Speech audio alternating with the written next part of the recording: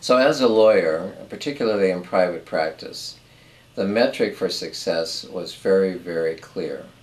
It was really billable hours. And so that I could introduce myself as, hello, I'm Dennis 1560, or I'm Dennis 1840. I'm Dennis 2000 this year, mind you. So the metric is very simple, and we live in that metric with a great deal of comfort. We know who we are, and we know how we measure up against the others in our group. And it's sort of an excitement of the competition. And of course, at the end of the day, it can eat your soul. There's a lot of mischief in that, potentially. But in any event, the metric is clear and a great guide. And then you step off, if you do, into this work, where there isn't such a metric. If I took the metric of dollars in, then I would say I'm a failure, because I'm not making anywhere near the money I used to make. And I don't really keep track of my hours either, not in the way that a lawyer does. So then I'm left in that question of what is the metric? And I've really been engaged there. And there is no clear answer. It doesn't drop down in a numerical expression. For me, it's a matter of a client saying, you've really helped me. And I've had clients say, you saved my life. Now, I'm always uneasy with that one, but that's true, they have. Or she'll say to me, I am claiming my life in these conversations, and I believe her.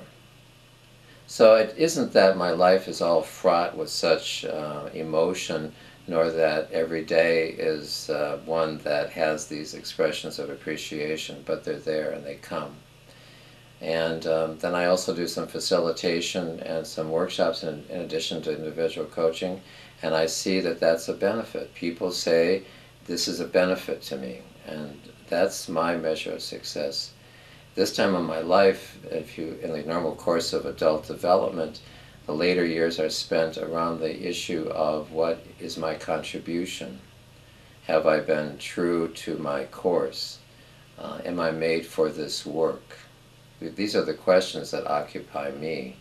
And the closer I get to living into who I am and the contribution I can make, the more satisfied I am. But the further I leave them behind is this metric of dollars and hours. It's not that dollars and hours don't count, or they're not instructive in some way, but when they become the measure of who we are, that's when we're in trouble, in my experience.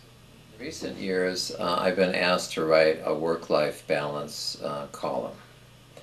And I'm really appreciative for that opportunity to write for The Complete Lawyer, because every 2 months I have to write something.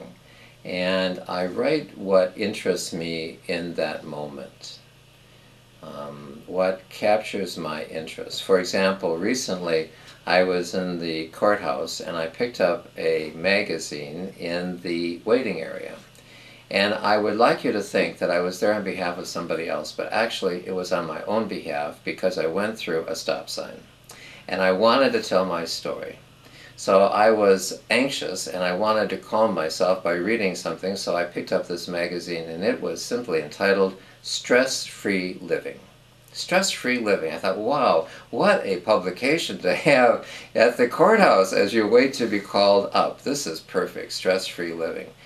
Well, of course, it's an oxymoron. It's impossible that we'd ever live a stress-free life. Then I began to question, who would want to live a stress-free life? A life with never a moment of excitement, because after all, to be excited is to be stressed in some way. And then I began to think about, what would I do if I had lived under that anthem of a stress-free life? What would I have done? Well, I never would have ridden a bike, you see, because that scary stuff about when they take off those training wheels, now that was stressy, right? Or how about that spelling bee? Ah, no, I would never, I mean, who would want to be in a competition for the spelling bee? And all it goes, right? Who'd want to go to law school? Who'd want to stand up in court to say something? And anyway, when you say something, do you stand up or not? You better watch somebody to see what they do and do the same thing. It's probably the best thing to do. So you figure all that stuff out, and then of course you grow and become who you are today.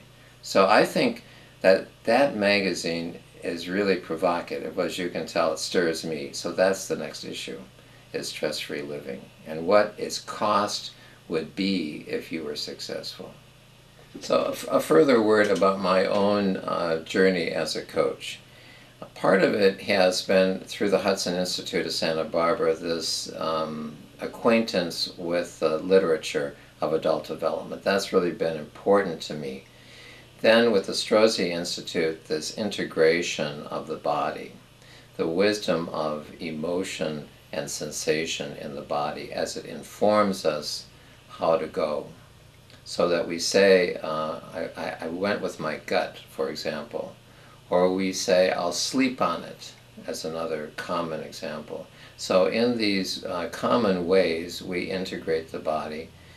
And I've often had clients who say to me, I don't know what I should do. They keep running this question up to their head. They keep running it up there. There's no answer. And they just become petulant. And they want to insist that they know the way forward. And of course, what they're doing in that almost frantic exercise is ignoring the body. So I'll ask them, how do you feel? What sensation do you notice? And then in recent months, what I've done is begun to incorporate body work in my work with clients, so that they can lie down on a table and become integrated with who they are and how they feel and what their emotion is in a particular form of body work that incorporates pressure points, eye movements, and breath patterns, so that they can simply occupy their body and access the wisdom of the body. So that's a recent and decisive turn for me in the work I do, because at the end of the day we want to integrate who we are, how we feel, and all of that. And then in the questions that we are asking ourselves, we're rational people, we're trained in analysis, and that's a prize. And we should keep that in my view. But then if we integrate the body, we're simply better able to wrestle with these big questions that we're wrestling with. In this toolbox, the notion that we have all of these resources available to us, it would be stupid to not retain the sharp analytic ability that we have. The mind that we've developed is a prize. And the question is only, how can we access further wisdom? How can we be all of who we are? How can we live a life divided no more, in the words of Parker Palmer? That's really the question, of one of integration. And then for some people, it's also to begin to understand that they have a spiritual dimension to what is going on. So in the work I do, sometimes we look at focal points. Up close, what are you going to do today? What does this mean? What happened yesterday? So the focal point is very short. But we can also step back from that and take a look at the firm, the agency. So we have a view that's a little more inclusive, if you will. And then we can step way back, and for those clients who want to, and ask another question of, what do you think you're called to do here? How does your faith inform you? So we can integrate that piece. It's not my expectation for the client that she does that. And I don't have a particular point of view on spiritual questions. I don't have a denomination. I'm a vagabond, so I don't have that kind of identity. And I certainly wouldn't bring that and project it on the client. But I would hope that if she has a sensitivity here, that she can bring that through, so she can understand her life both in the short focal length, and in the full, full view of her own life, so she can integrate more of who she is.